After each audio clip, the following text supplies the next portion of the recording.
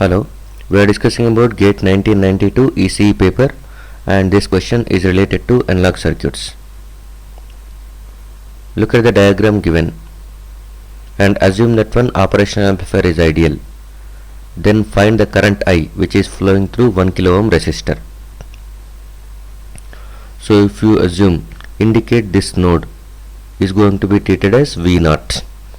V0 is nothing but output voltage from this output node as indicated towards ground. And we know that one important characteristics of ideal op amp. Ideal op amp has two important characteristics. One is nothing but Ri, input impedance of ideal op amp is infinite. So input impedance is going to be infinite, that act as open circuit, so no current flows into input terminals of op amp. So you can write it as current flowing through inverting terminal, current flowing through non-inverting terminal is 0. So that is what I am indicating, current flowing into the terminals as 0. So the meaning is this same 2 milliamperes, now it cannot go into this inverting terminal, so it has to go through in this way. So the current flowing through 2 kilo ohms is nothing but 2 milliamperes. And whenever the current is flowing through this resistor, there is a voltage drop is taking place. That voltage drop is nothing but current into resistance, I into R. So 2 into 2, 4, and milli and K, this will become 4 volts. 4 volts, and current always flows from higher to lower positive voltage. So plus minus, the polarity is. So as 2 milliamperes is flowing through 2 kilo ohms, there is a voltage drop of 4 volts taking place with polarity shown. Now second important characteristic. Okay, second important characteristic is nothing but here open loop voltage gain of op amp. Ideal op amp is always infinite. Ideal op amp has infinite open loop gain. So generally we can write the output equation of operational amplifier as open loop gain times of input differential voltage. So from this one VID can be written as V0 by AOL.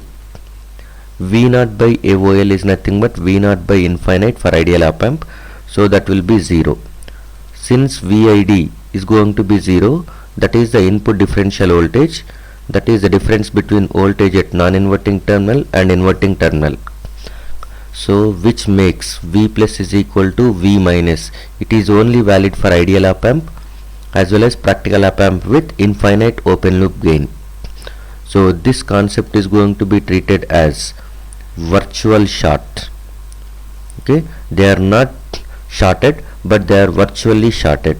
That is nothing but voltage at inverting and non-inverting terminals are always at same voltage. If you know one voltage at one of the input terminal, the other terminal definitely will be at the same voltage. So from this diagram we know that one non-inverting terminal is connected to ground, so that it is 0 volts. So because of virtual short concept, the inverting terminal is also at 0 volts. Now we are identifying what is value of V0. V0 is equal to, V0 is output voltage from output node to ground.